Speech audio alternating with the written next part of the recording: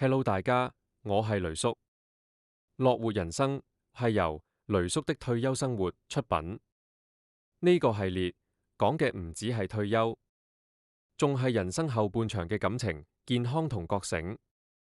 今日想傾嘅話題係退休上大灣區最難適應嘅，原來係社交。有冇發覺年紀越大，交朋友越嚴謹、越慢、越小心？唔係唔想識人，而係懶得解釋自己，不想應酬，驚麻煩，驚撞到麻煩人。退休之後少咗工作，少咗社交場合，再加上搬去大灣區，住嘅地方唔同，文化唔同，生活節奏都唔同。好多人第一句就係我唔知點樣同人開始講第一句，又或者鄰居好熱情，但我唔知點樣回應。其實呢啲全部正常。退休移居大灣區最難適應嘅唔係生活，而係心態。今日我想用最貼地嘅方式講清楚，點樣喺呢邊建立你嘅新圈子，同人相處得舒服，又唔會覺得辛苦。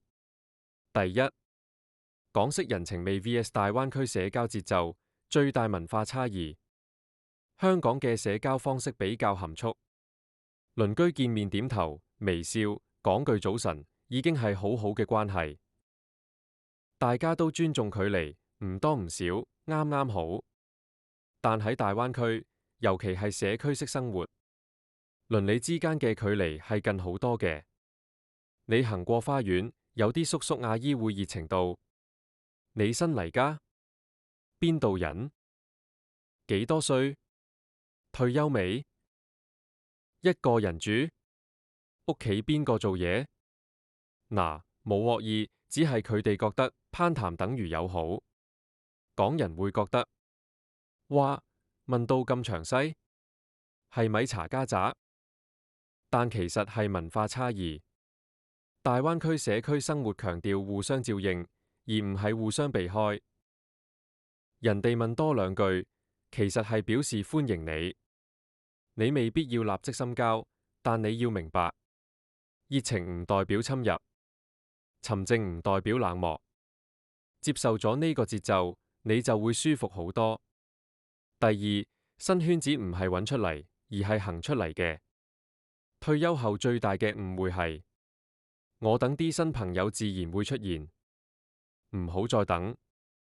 圈子唔係揾出嚟，係行出嚟嘅。喺大灣區你會見到好多自然形成嘅小圈子，晨運隊、廣場跳舞隊、興趣班、社區活動、義工服務、咖啡聊天 group、港人微信群。你唔需要樣樣參加，但可以揀一啲適合自己嘅 rhythm。最有效嘅方法係每星期至少走出去2次。去散步都好，去圖書館都好，去樓下公園飲咖啡都好。你出現得多，人自然會記到你。你出現得多，自己都會放鬆。屬靈社交最大嘅秘密係，人見多面就自然熟，唔需要硬交朋友，唔需要逼自己社交，只需要讓自己出現。第三，自在人際關係的3大法則。移居後最常見嘅困惑就係點樣同鄰居做朋友又唔會俾人騎住？點樣避免麻煩人？點樣保持舒服距離？其實有3個心法。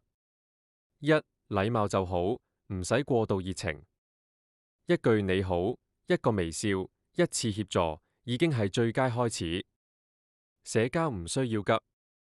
二，記住一條界線，自願先輕鬆，可以幫嘅就幫，唔啱幫嘅就禮貌拒絕。你退休唔係義工站。三，用時間觀察，而唔係用情緒判斷。唔好急住覺得呢個人好好人，呢個人好麻煩。只要你保持舒服嘅距離，就自然會睇清楚。屬靈嘅人際關係最舒服嘅係有聯繫，但唔黐身，有互動但冇負擔。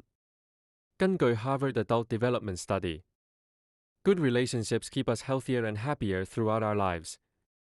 研究指出，人際聯繫係中老年幸福感嘅最大來源，比金錢、明星都更重要。換句話講，退休後唔驚孤單，真正要驚嘅係你完全唔願意走出去。我住喺惠陽，隔離有位70歲嘅婆婆，我哋叫佢玲姐。佢係典型嘅港式性格，文靜、斯文，唔多講嘢。初上大灣區住嗰段時間，成日同我講，佢哋咁熱情，我唔知點啱反。我唔想成日俾人問生活，我已經習慣一個人㗎啦。直到有一日，佢落樓買餸，結果一個膠袋爛咗，啲水果跌到周圍都係。兩個鄰居掃掃立即幫佢執，幫佢綁實袋。佢尷尬得嘔，但嗰兩位笑笑口講：哎呀，正常啦，我哋都試過。之後每日見面，大家就自然講兩句，笑下。1個月之後，玲姐同我講：我發現原來我唔係唔識交朋友，我只係太耐冇練。佢慢慢開始參加樓下嘅太極班，之後仲加入咗港人微信群，週末會有茶會。佢再講咗一句令我印象好深：人到一定年紀，唔係怕孤單，而係怕自己習慣咗孤單。唔需要做社交高手，只需要肯行前一步，世界就會行埋嚟。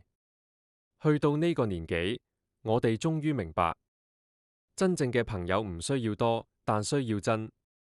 真正嘅社交唔需要熱鬧，但需要舒服。退休移居唔係重新做人，只係開啟咗一段新生活。唔需要強迫自己融入，唔需要逼自己親近。你只要保持開放，人會嚟，機會會嚟，新生活會自然成形。人生後半場最重要嘅聯繫，唔係多，而係一兩個跟你同頻啱傾嘅人。行出一步，世界就會變大。今日就講到呢度啦。如果覺得有用，唔該俾個 like、subscribe， 撳埋個鐘仔，分享俾朋友，一齊活得自在，做自己，開心啲，睇開啲，樂活人生。我係雷叔，下次見，拜拜。